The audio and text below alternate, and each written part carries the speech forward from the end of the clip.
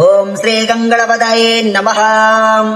ओम नमस्ते गणपतये। त्वमेव प्रत्यक्षं तत्त्वमसि। त्वमेव केवलं कर्तासि। त्वमेव केवलं धर्तासि। त्वमेव केवलं हर्तासि। त्वमेव सर्वं खलविदं ब्रह्मासि। त्वं साक्षादात्मासि नित्यम्। ऋतं वच मे सत्यं वच मे। अवत्वं माम् अववक्तारम् अवश्रोतारम् अवदातारम् अवधातारम् अवानोचानमवशिष्यम् अवपश्चात्ताताम् अवपुरस्ताताम् अवोत्तराताताम् अवदक्षिणाताताम् अवचोर्ध्वाताताम् अवाधरात्तात सर्वतो माम् पाहि पाहि समन्ताताम्। त्वम् वाङ्मयस्त्वम् चिन्मयः त्वमानन्दमयस्त्वम् ब्रह्ममयः त्वम् सच्चिदानन्दादिदेयोऽसि त्वम् प्रत्यक्षम् ब्रह्मासि त्वम् ज्ञानमयो विज्ञानमयोऽसि सर्वम् जगदिदम् तत्त्वा जायते सर्वम् जगदिदम् त्वत्तिष्ठति सर्वम् जगदिदम् त्वयि लयमेष्यति सर्वम् जगदिदम् त्वयि प्रत्येते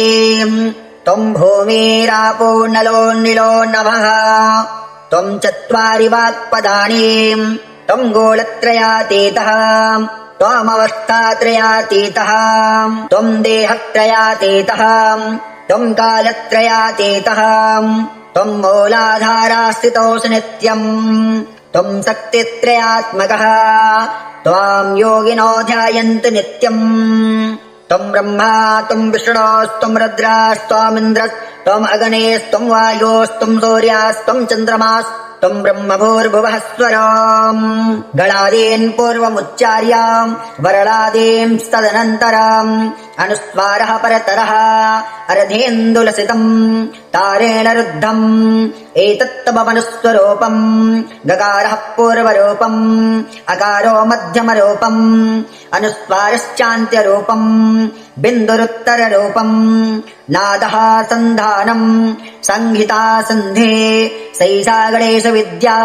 गणकरिषः निचरित गायत्री छन्दः। ओम श्री गणपतिर्देवता। ओम गंगणपतये नमः। एकदन्ताय विद्महे वक्रतुण्डाय धीमहि तन्नो दन्तिः प्रचोदयात्। एकदन्तम् चतुरहस्तम् पाशमङ्कुशधारिणम् रथम् चावरदम् हस्तैर्बिभ्राणम् मूषकध्वजम् रक्तम् लम्बोदरम् शूर्पाम् कर्णकम् रक्तवाससम् रक्तगन्धानुलिप्ताङ्गम् रक्तपुष्पैः सुपूजितम्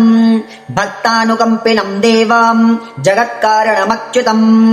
आविर्भूतम् च सृष्ट्यादौ प्रकृतेः पुरुषात् परम् एवम् ध्यायति यो नित्यम् स योगे योगिनाम् वरः। नमो व्रातपतये नमो गणपतये नमः प्रमथपतये नमस्तेऽस्तु लम्बोदरायैकदन्ताय विघ्नविनाशिने शिवसुताय श्रीवरदमूर्तये नमः। ओम श्री गंगणपतये नमः। ओम नमस्ते गणपतये। त्वमेव प्रत्यक्षं तत्त्वमसि त्वमेव केवलं कर्तासि त्वमेव केवलं धर्तासि त्वमेव केवलं हर्तासि त्वमेव सर्वं खलविदं ब्रह्मासि त्वं साक्षादात्मासि नित्यम् ऋतं वच मे सत्यं वच मे अवत्वं माम् अववक्तारम् अवश्रोतारम् अवदातारम् अवधातारम् अवानोचानमवशिष्यम् अवपश्चात्ताताम् अवपुरस्ताताम् अवोत्तराताताम् अवदक्षिणाताताम् अवचोर्ध्वाताताम् अवाधरात्तात सर्वतो माम् पाहि पाहि समन्ताताम्। त्वम् वाङ्मयस्त्वम् चिन्मयः त्वमानन्दमयस्त्वम् ब्रह्ममयः त्वम् सच्चिदानन्दादिदेयोऽसि त्वम् प्रत्यक्षम् ब्रह्मासि त्वम् ज्ञानमयो विज्ञानमयोऽसि सर्वम् जगदिदम् तत्त्वा जायते सर्वम् जगदिदम् त्वत्तिष्ठति सर्वम् जगदिदम् त्वयि लयमेष्यति सर्वम् जगदिदम् त्वयि प्रत्येते त्वम् भूमिरापो नलो निलो नभः त्वम् चत्वारि वाक्पदानि त्वम् गोलत्रयातीतः त्वमवस्थात्रयातीतः त्वम् देहत्रयातीतः त्वम् कालत्रयातीतः त्वम् मूलाधारास्थितोऽसि नित्यम् त्वम् शक्तित्रयात्मकः त्वाम् योगिनो ध्यायन्ति नित्यम्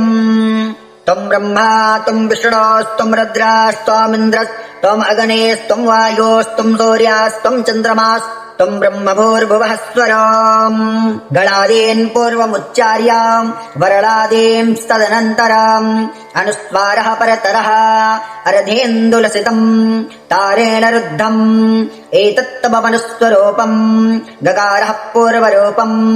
अकारो मध्यमरूपम् अनुस्वारश्चान्त्यरूपम् बिन्दुरुत्तररूपम् नादः सन्धानम् संहिता सन्धे सैषा गणेश विद्या गणकरिषे निचरित गायत्रे छन्दः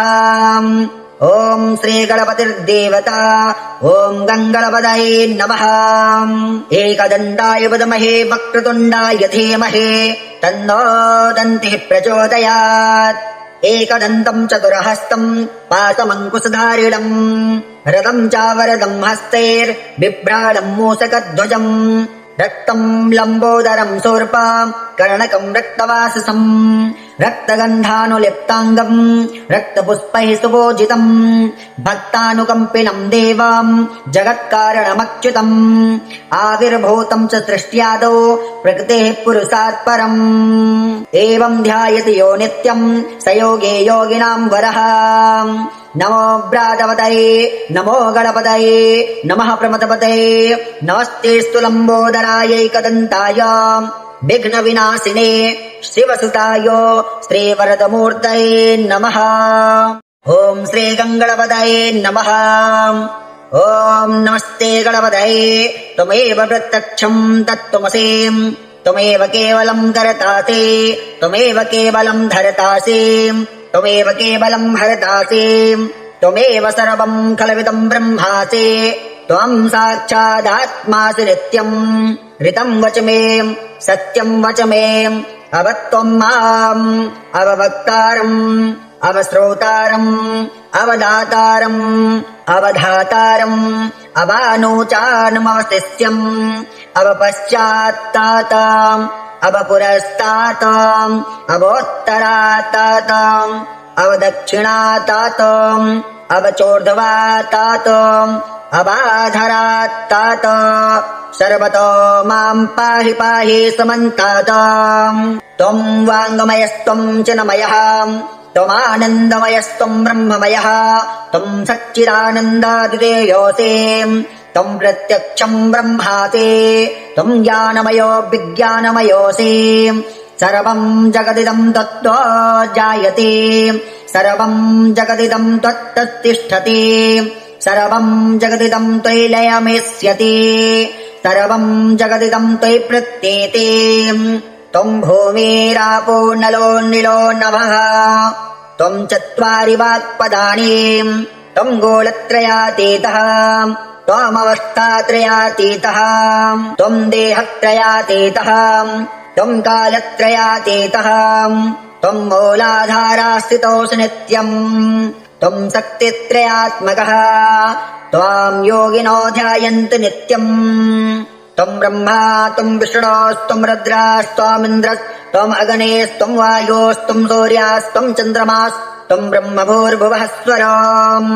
गणादीन् पूर्वमुच्चार्याम् वरणादींस्तदनन्तराम् अनुस्वारः परतरः अर्धेन्दुलसितम् तारेण रुद्धम् एतत्तमनुस्वरूपम् गकारः पूर्वरूपम् अकारो मध्यमरूपम् अनुस्वारश्चान्त्यरूपम् बिन्दुरुत्तररूपम् नादः सन्धानम् संहिता सन्धे सैषा गणेश विद्या गणकरिषे निचरित गायत्रे छन्दः ॐ श्री गणपतिर्देवता ॐ गङ्गणपतये नमः एकदन्ताय विद्महे वक्रतुण्डाय धीमहि तन्नो दन्तिः प्रचोदयात् एकदन्तम् चतुरहस्तम् पाशमङ्कुशधारिणम् रथम् चावरदम् हस्तैर्बिभ्राणम् मूषकध्वजम् रक्तम् लम्बोदरम् शूर्पाम् कर्णकम् रक्तवाससम् रक्तगन्धानुलिप्ताङ्गम् रक्तपुष्पैः सुपूजितम् भक्तानुकम्पिनम् देवाम् जगत्कारणमच्युतम् आविर्भूतम् च सृष्ट्यादौ प्रकृतेः पुरुषात् परम् एवम् ध्यायति यो नित्यम् स योगे योगिनाम् वरः नमो व्रातपतये नमो गणपतये नमः प्रमथपतये नमस्तेऽस्तु लम्बोदरायैकदन्ताय विघ्नविनाशिने शिवसुताय श्रीवरदमूर्तये नमः। ॐ श्रीगङ्गणपतये नमः। ॐ नमस्ते गणपतये त्वमेव प्रत्यक्षम् तत्त्वमसि त्वमेव केवलम् कर्तासि त्वमेव केवलम् धर्तासि त्वमेव केवलम् हर्तासि त्वमेव सर्वम् खलविदम् ब्रह्मासि त्वम् साक्षादात्मासि नित्यम् ऋतम् वच मे सत्यम् वच मे अवत्वम् माम् अववक्तारम् अवश्रोतारम् अवदातारम् अवधातारम् अवानोचानमवशिष्यम् अवपश्चात्ताताम् अवपुरस्ताताम् अवोत्तराताताम् अवदक्षिणाताताम् अवचोर्ध्वाताताम् अवाधरात्तात सर्वतो माम् पाहि पाहि समन्ताताम् त्वम् वाङ्मयस्त्वम् चिन्मयः त्वमानन्दमयस्त्वम् ब्रह्ममयः त्वम् सच्चिदानन्दादिदेयोऽसि त्वम् प्रत्यक्षम् ब्रह्मासि त्वम् ज्ञानमयो विज्ञानमयोऽसि सर्वम् जगदिदम् तत्त्वा जायते सर्वम् जगदिदम् त्वत्तिष्ठति सर्वम् जगदिदम् त्वयि लयमेष्यति सर्वम् जगदिदम् त्वयि प्रत्येते त्वम् भूमिरापो नलो निलो नभः त्वम् चत्वारि वाक्पदानि त्वम् गोलत्रयातीतः त्वमवस्थात्रयातीतः त्वम् देहत्रयातीतः त्वम् कालत्रयातीतः त्वम् मूलाधारास्थितोऽसि नित्यम् त्वम् शक्तित्रयात्मकः त्वाम् योगिनो ध्यायन्ति नित्यम् त्वम् ब्रह्मा त्वम् विष्णोस्त्वम् रुद्रास्त्वामिन्द्रस्त्वम् अग्नेस्त्वम् वायोस्त्वम् सूर्यास्त्वम् चन्द्रमास्त्वम् ब्रह्म भूर्भुवः स्वराम् गणादीन् पूर्वमुच्चार्याम् वरणादींस्तदनन्तराम् अनुस्वारः परतरः अर्धेन्दुलसितम् तारेण रुद्धम् एतत्तमनुस्वरूपम् गकारः पूर्वरूपम् अकारो मध्यमरूपम् अनुस्वारश्चान्त्यरूपम् बिन्दुरुत्तररूपम् नादः सन्धानम् संहिता सन्धे सैषा गणेश विद्या गणकरिषः निचरित गायत्री छन्दः। ॐ श्रीगणपतिर्देवता ॐ गङ्गणपतये नमः। एकदन्ताय विद्महे वक्रतुण्डाय धीमहि तन्नो दन्तिः प्रचोदयात्। एकदन्तम् चतुरहस्तम् पाशमङ्कुशधारिणम् रथम् चावरदम् हस्तैर्बिभ्राणम् मूषकध्वजम् रक्तम् लम्बोदरम् शूर्पाम् कर्णकम् रक्तवाससम् रक्तगन्धानुलिप्ताङ्गम् रक्तपुष्पैः सुपूजितम् भक्तानुकम्पिनम् देवाम् जगत्कारणमच्युतम् आविर्भूतम् च सृष्ट्यादौ प्रकृतेः पुरुषात् परम् एवम् ध्यायति यो नित्यम् स योगे योगिनाम् वरः नमो व्रातपतये नमो गणपतये नमः प्रमथपतये नमस्तेऽस्तु लम्बोदरायैकदन्ताय विघ्नविनाशिने शिवसुताय श्रीवरदमूर्तये नमः। ॐ श्रीगङ्गणपतये नमः। ॐ नमस्ते गणपतये त्वमेव प्रत्यक्षम् तत्त्वमसि त्वमेव केवलम् कर्तासि त्वमेव केवलम् धर्तासि त्वमेव केवलम् हर्तासि त्वमेव सर्वम् खलविदम् ब्रह्मासि त्वम् साक्षादात्मासि नित्यम् ऋतम् वच मे सत्यम् वच मे अवत्वम् माम् अववक्तारम् अवश्रोतारम् अवदातारम् अवधातारम् अवानोचानमवशिष्यम् अवपश्चात्ताताम् अवपुरस्ताताम् अवोत्तराताताम् अवदक्षिणातात अवचोर्ध्वातात अबाधरात्तात सर्वतो माम् पाहि पाहि समन्तात त्वम् वाङ्मयस्त्वम् चिन्मयः त्वमानन्दमयस्त्वम् ब्रह्ममयः त्वम् सच्चिदानन्दादिदेयोऽसि त्वम् प्रत्यक्षम् ब्रह्मासि त्वम् ज्ञानमयो विज्ञानमयोऽसि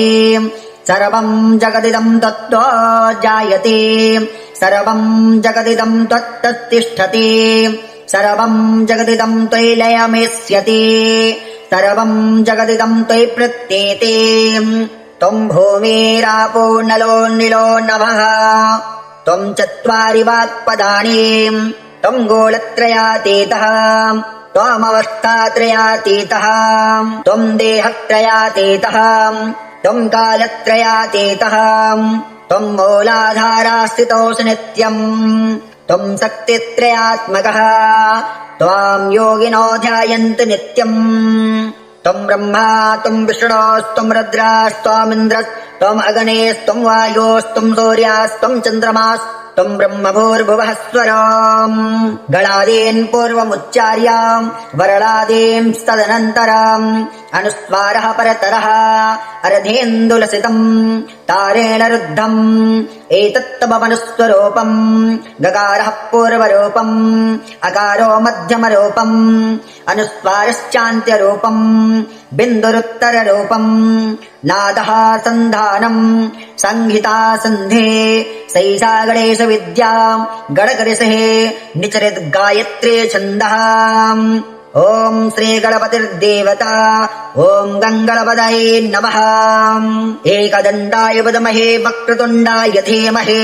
तन्नो दन्तिः प्रचोदयात् एकदन्तम् चतुरहस्तम् पाशमङ्कुशधारिणम्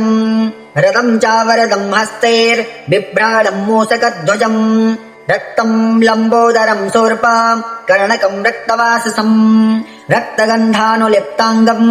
रक्तपुष्पैः सुपूजितम् भक्तानुकम्पिनम् देवाम् जगत्कारणमच्युतम् आविर्भूतम् च सृष्ट्यादौ प्रकृतेः पुरुषात् परम्